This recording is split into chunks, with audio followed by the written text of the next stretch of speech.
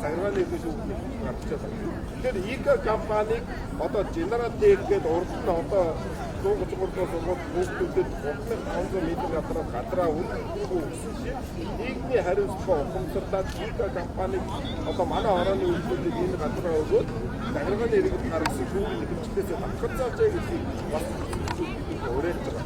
Баяр төв засгад өгж байгаа шаардлагатай үйлдвэрлэлээр бас хэлсэн байгаа. ИК компани өдөртгөөда нийгмийн хариуцлага ухамсарлаад манай орооны үйлдвэрлэлийг 7500 м2 хэмжүүлээ. Тэгэхээр энэ дээр чинь баг сургууль цэцэрлэг баримаар байна. Манай орон цэцэрлэг улсыг бидний тэгээд энэ чинь гэрээсээ 750 м сургууль сурах ор байна. Гэтэл одоо Монгол юу Баян Монгол городноос зүүн тийшээ 3.5 км одоо нэг барилга баригдаж байгаа. Энэ жил дөнгөж одоо яа.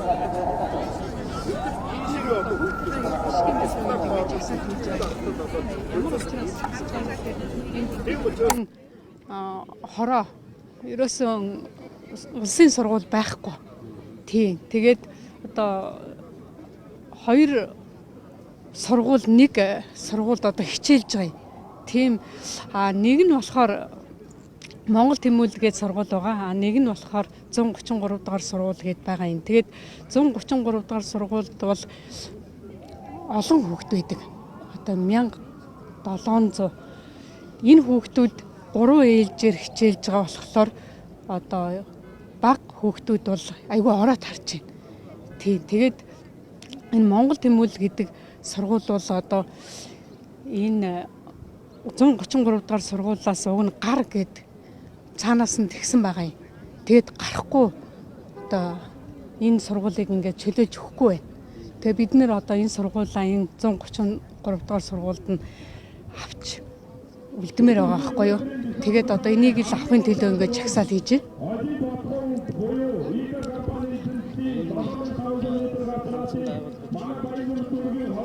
Уг нь энэ 133-ыг барих газрыг бол уг нь өгсөн.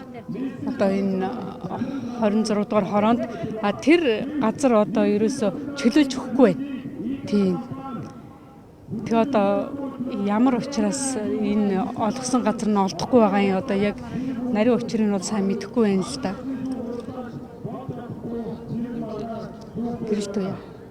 Гэрэлтүү яа гэж.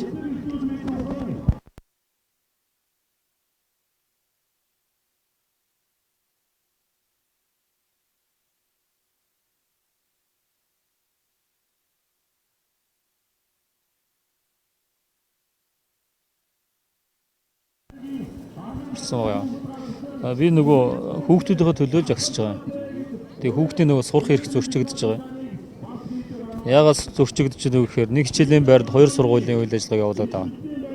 Тэгээ үндсэндээ багш нар нь бол хөдөлмөрлөх, сурах, анги танхим хөдөлмөрлөх орчин бүрдээг байгаа. Өглөөнөөс орой хүртэл коридорт ажиллаж байна. Сурагчид нь бол 3 гэдэг байгаа. Гэхдээ ер нь бол 4 ээлжээр хичээлж байгаа. Орой хамгийн сүүлийн хүүхдүүд бол бид рүү очиж баг 9 цагийн үед хүүхдүүд авч байгаа. 8 цаг өнгөрөөд харж байгаа. Тэгэхээр зэрэг ингээд 4 ээлжээр ингээд хүүхдүүд хичээлээд явж байгаа нь бол биологийн цагт нь бас нөлөө үзүүлж байгаа. Үнэхээр бас тэр хичээлийг ойлгох одоо гэдэг асуудал бол тэр хүүхдүүдийн хувьд бол бэрхшээл үүсгэж байгаа. Тийм учраас үндсэн дээр тэр Монгол Тэмүүлэл гэдэг сургуулийн худлаа үйлдвэрлэлийн их сургууль дээр бол одоо шилжүүлэн одоо сургах тийм төр засгийн тушаал гарчаад байхад сургууль нь явахгүй байгаа юм. Тэгэхээр зэрэг энэ асуудлыг л шийдэж өгөөсөө гэдэг. Ер нь бол нэг хүүхдүүдийн сурах ийм орчныг бүрдүүлж өгөөсөө гэдэг үүднээс энэ зогсож байгаа юм бэ. Тэр зэрэг сургууль барих хэрэгтэй байна. Аль эсвэл сургуулийн чөлөөлж өгөх хэрэгтэй байна. Хүүхдүүдийг за нэг болж өгвөл 2 ээлжээр болохгүй бол ядаж одоо 3 ээлжээр ч юм одоо болохгүй бол хичээллүүлэх тийм одоо боломж нөхцөл нь юу байдаг бол гэдэг. Одоо ингээд өвөл болж байгаа юм чи маш эрт харахгүй болж байна. Орой бол одоо 8 өнгөрөөд харна гэдэг бол хав харахад харж байгаа. Тэр хүүхдийн аюулгүй байдал яг хав санаа зовж байна. Ажилтай хүмүүс ажлаад хараад очиод хүүхдээ авах гэхэд заримдаа түгжрээд хүүхдэр очиж чадахгүй байна, зөрж байна. За ийм одоо асуудлууд бол санаа зовж байгаа. Тийм учраас бол энэ багш нарт нь бас энэ сурагчид нь сурах нөхцөл боломжийн энэ улс гээд одоо байдгийн бол энийг хангаж өгөөсөө гэдэг үүднээс ингээд зогсож байна да. Тэ.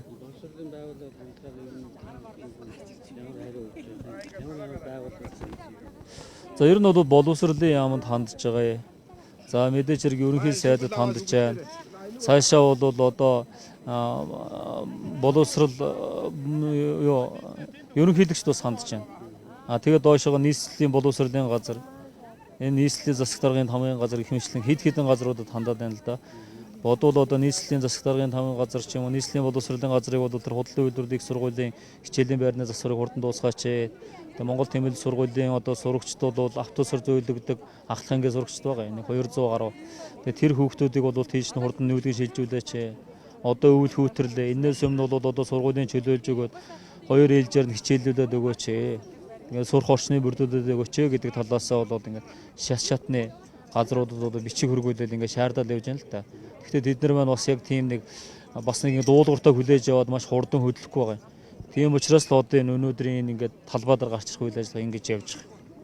Өмнө нь бол бид нар бас одоо 9 сараас хойшоо өнгөрсөн хавраас хойшоо л одоо ингээд ер нь шаардаад яваад байгаа. Тэгээ одоо бол бас жоохон одоо хурц хэлбэр шилжих болчиход байна л та тий. Тэгээд ийм байдалтай л одоо явж байна.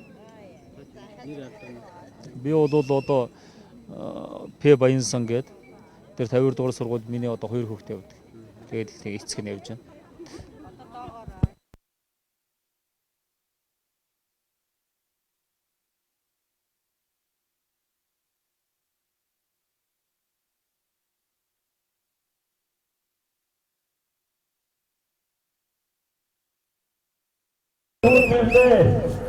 хоёрыг нэгээр та бүхнийг явахыг хүсэж байна шүү.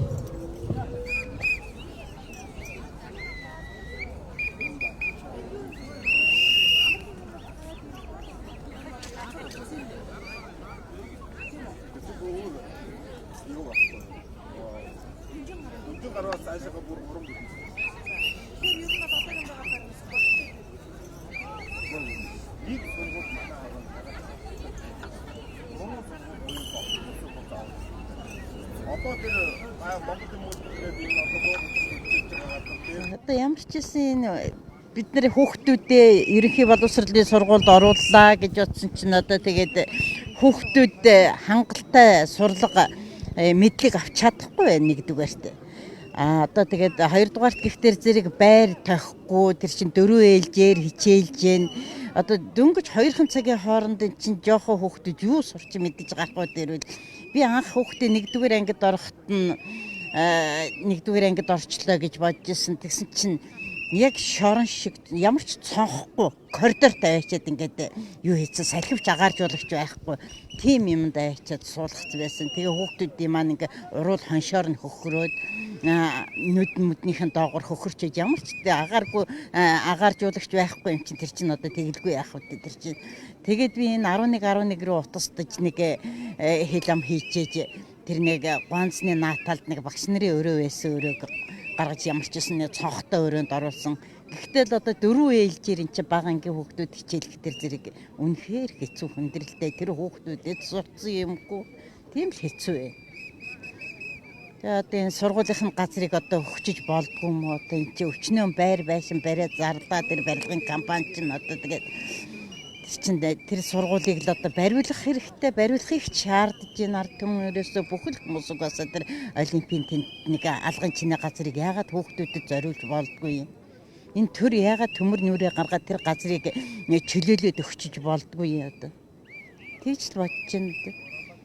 Тэгэд энэ Монгол Тэмээлэл сургуулийн тэр нэг 200 хэдэн хүүхэд тэр 2 давхарт байдаг эдний сургуульч одоо тэр 1500-600 хүүхэд тэр доод давхарт нь одоо тэр чихэлдэж орж байхад ямар хүний сэтгэлгүй байдгийн тэр чинь одоо хүний үнээр яасан байдгүй одоо тэгээд одоо хүүхдүүд одоо нэр үнэхээр хэцүү байна өстой тэр багш нар нь ч гэсэн тэр дэвтэр засахад одоо тэр цонхон дээр зогссон хүүхдүүдийнхээ дэвтрийг засаад зогсож. Ажилчид нь ч гэсэн хүүхдүүд нь ч гэсэн үнэхээр хэцүү л. Анхнаасаа энэ хот төлөвлөлтийг хийхдээ ямар ч буруу зохион байгуулалт хийсэн баахан орос сурч бариад зарж болж байгаа юм чинь одоо ингээ хүүхдүүдэд алган чинээ сургууль барьчих газрыг бол гаргаад өчгөд болохгүй юм байхгүй л ах гэж бодож байна.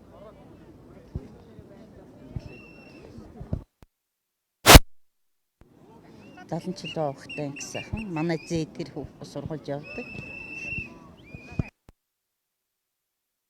Бүрхэггүй юм сураад эн чи одоохон ингээд 1 2 дугаар ангид орж байгаа хүүхдүүд чинь одоохон сургууль төгсөх болно. Тэгэхэд ямар ч мэдлэгийн төвшин бол хүрхгүй болж шít. Үнэхээр харамсалтай байна. Одоо энэ дээдсүүд одоо энэ ард түмний шаардж байгаа хүсэлтийг хүлээж аваасаа л гэж бодож байна одоо.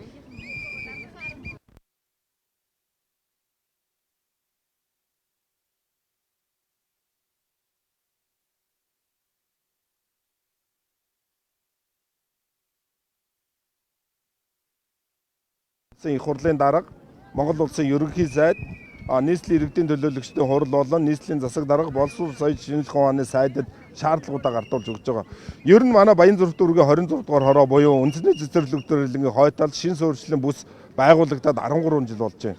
13 жил болоход 2017 он хүртэл өөрөн гэсэн сургууль байхгүй.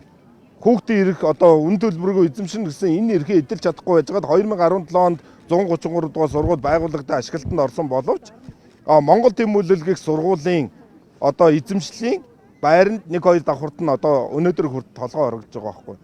Гэхдээ Монгол Тэмүүлэлгээд энэ сургуулийн байр нь болохоор манай хорооны хүүхдүүдэд зориулж өгсөн газар дээр манай хорооны хүүхдүүдэд зориулж улсын төсвөөс 3.5 тэрбум төгрөг тавьж баригдсан барилгыг яамны харьяа сургууль гэдгээр Монгол Тэмүүлэлд хууль ёсоор эзэмсүүлсэн. Одоо энэ хууль ёс болохын тогтоолохоор захиргааны иргэн шүүхэд маргаа үүссэн явж байгаа. Энэ маргаан гэхдээ хизээ дуусгах нь мэдэхгүй. Гэхдээ энэний цаана одоо хоёр сургуулийн маргаан буюу сайдын тушаалтаа ингэж маргалж байгаа нь байгаа боловч цаана нь 4 ээлжээр хичээлж байна. Улсын хэмжээнд 4 ээлжээр хичээлж байгаа ганц сургууль 133 болчиход байгаа байхгүй юу?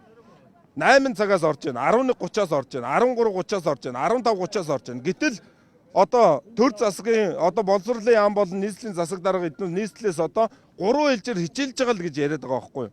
Гэтэл амьдрал дээр 4 ээлжээр хичээлж байна. Тэгээд засгийн газрын мөрийн хөтөлбөр болон нийслэлийн засаг даргын мөрийн хөтөлбөрт 3 ээлжээр хичээлж байгаа сургуулийг 2 ээлжтэй болгоно гэж заасан байдаг. Энэ заалт одоо 3 жил хэрэгжсэнгүй манай хороонд. Тийм учраас л эцэг эхчүүд бид бүхэн аргаа бараад одоо энэ хавраас хойш тэмцэл хийж хамгийн нэгдүгээр Монгол Тэмүүлэл сургуулийг нүүлгээч. Энэ хүүхдүүдийн эрхэн зөрчигдсөн хороонд яахаараа энэ Кембрижийн сургалттай олон улсын стандартын Монгол Тэмүүлэл сургуулийг одоо байлгаад байгаа юм бэ? Энэ яамны харьяа сургуулаа өөр хороонд авчиад одоо ингээд өөр байранд сургаач гэсэн хүсэлт тавьсны хүчинд боловсролын сайд 2019 оны 8 сарын 30-нд тушаал гаргаж Монгол Тэмүүлэл сургуулийг нүүлгэх байрыг судлах ийм ажлын хэсэг гаргасан. Гэвч одоо энэ ажлын хэсэг гараад одоогийн байдлаар 45 онцоод байгаад ямар шийдэл гаргахгүй байна. Биднээс хэлж байгаа мэдээлэлээр бол худлаа үйлдвэрлэлийн их сургуулийн 1-р байрыг одоо заслын хийж оруулахар болсон гэж хэлжсэн. Заслын ихээр орж байгаа гэсэн боловч одоогийн байдлаар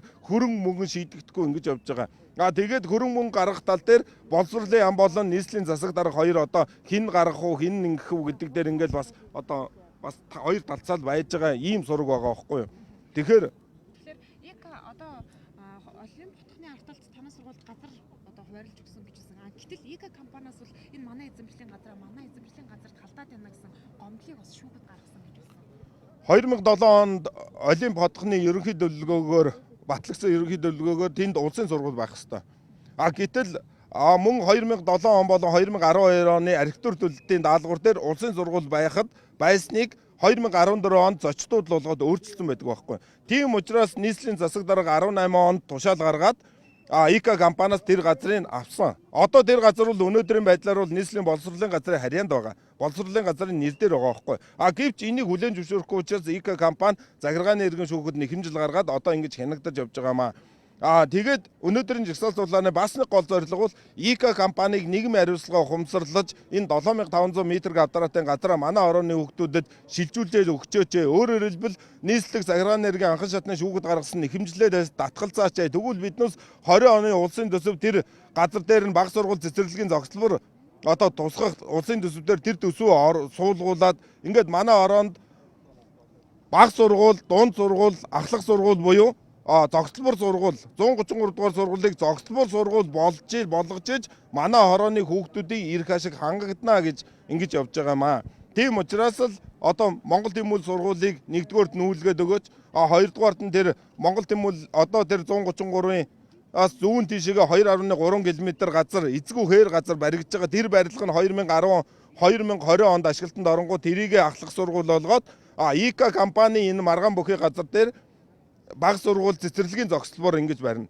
Манай орнд бас цэцэрлэг одоо цэцэрлэгийн насны 2900 хүүхэд байна. Улсын гих нэг цэцэрлэг байхгүй. Гэтэл хувийн цэцэрлэгүүд бол тэр дүүрэн байна. Хувийн сургууль бас дүүрэн байна. Тэгэхээр энэ улсаас одоо тэр 26 дугаар хороонд амьдарч байгаа бид бүхэн одоо яахаараа юм эдийн засгийн хохирол учирч те өөрөөр хэлбэл үндсэн хуулиар үн төлбөргөө олгох энэ эзэмших одоо энэ эрхийг эдлүүлэхгүйгээр хувийн сургууль биднээс мөнгө төлж сурж байгаа байхгүй юу.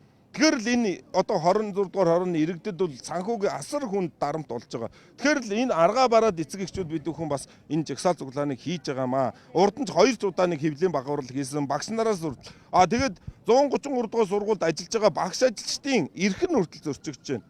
Үндсэн хуулиар хөдөлмөрийн аятаа тухтай нөхцлөөр хангуулах ёстой гэж заасан байдаг. Гэтэл энэ эрхээ бас эдэлж чадахгүйгээс болж тэнд одоо ажиллах багшлах болсон хүчин байхгүй болж байгаа байхгүй. Баага багш нар нь тэгэл нэг эрхэн зөрчигдөж айгүй хүнд нөхцөлд байгаа учраас жоохон ажиллаж байгаа л удахгүй явцдаг.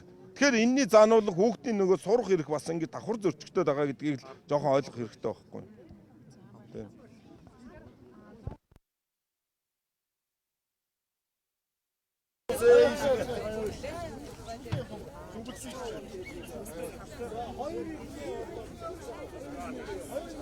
Энийг нэгэн бариад араас явуулаад Жог надад жоохон хол явахгүй надад чинь юу вэ? Харгаад. Цагтаа дараа биднээс дайртай шүү. Энэ юм аутээсэн шүү хараарай.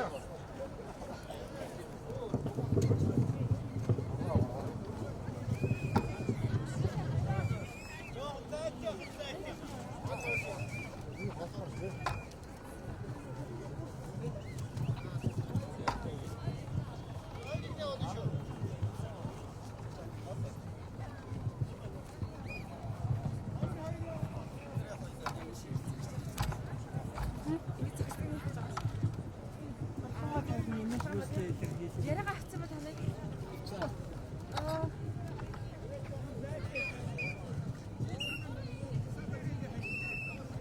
Шинж гарна.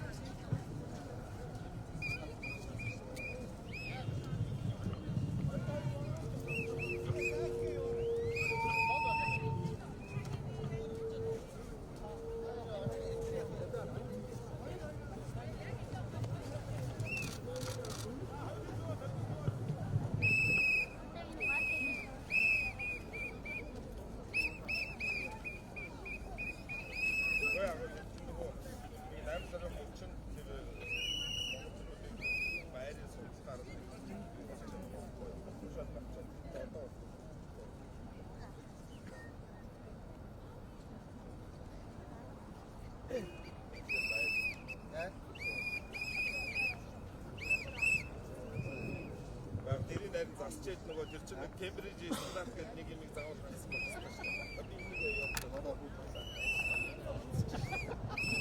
Баяр дүүргийн 24 дугаар орны иргэд бид бүхэн тэнд амьдарснараа ямар буруутай юм бэ?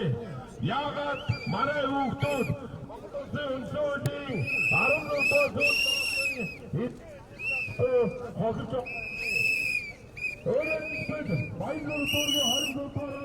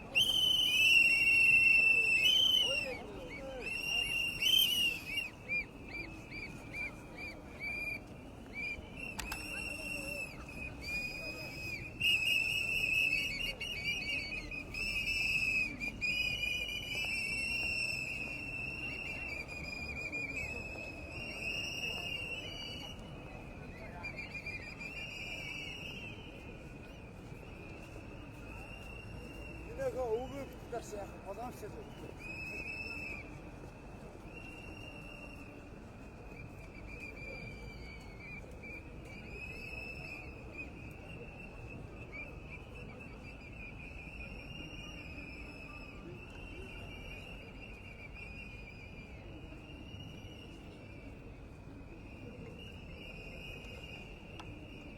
Яасан бэ?